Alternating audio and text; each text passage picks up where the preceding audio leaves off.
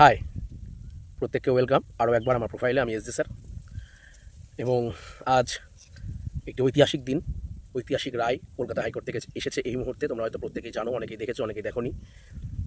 এবং আজকের এই রায়ের ব্যাপারে আমার ছোটোবেলার একটি কথা খুব মনে পড়ে যাচ্ছে। স্বামীজির বিখ্যাত উক্তি যে তুমি যদি কোনো কিছুর জন্য যোগ্য হয়ে থাকো, তাহলে অবশ্যই পৃথিবীর কোনো শক্তি তোমাকে সেখান থেকে রোধ করতে পারবে না। 2016 সালের পর যে নিয়োগ, সেই নিয়োগ সম্পূর্ণরূপে বাতিল করে দেওয়া হয়েছে। এসএসসির নিয়োগ তোমরা জানো।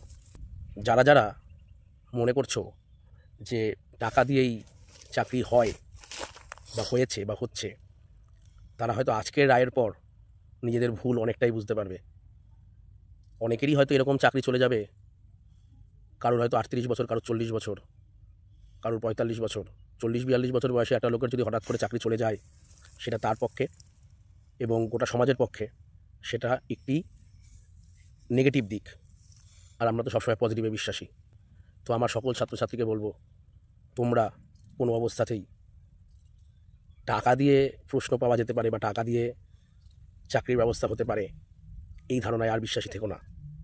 এখনও যারা বিশ্বাসী হয়ে আছো, তারা নিশ্চয়ই বুঝতে পারছো যে হাইকোর্টের রায় আসলে কোন দিককে ইঙ্গিত করতে চাইছে। কেন তুমি তোমার জমানো অর্থ শুধুমাত্র অনৈতিকভাবে ব্যবহার করবে?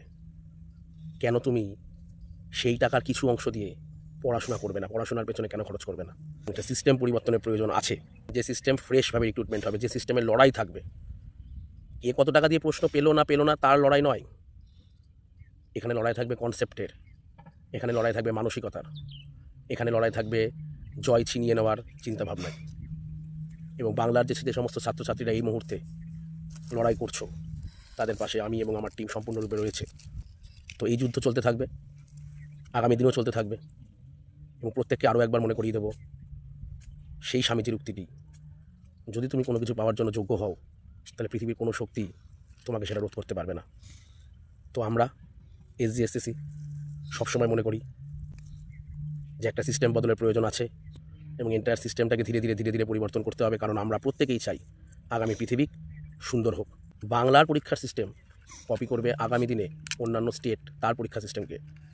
এইরকম একটা সিস্টেম, এরকম একটা কঠোর সিস্টেম নিয়ে আসা প্রয়োজন আছে। ভাবতে হবে, আগামী দিনে আমাদের ভাবতে হবে যে কীভাবে এই গোটা সিস্টেমটাকে ধীরে ধীরে হলেও পরিবর্তন করে। কারণ একদিনে গোটা সিস্টেম পরিবর্তন হবে না, এবং যেদিন সম্পূর্ণটা পরিবর্তন হবে সেদিন আরও একবার সেই কথাটাই এগিয়ে আসবে যে বাংলায় পথ দেখাবে ভারতকে। দেখা হবে আগামী দিন, আগামী কোনো ভিডিও বার্তায়। টাটা।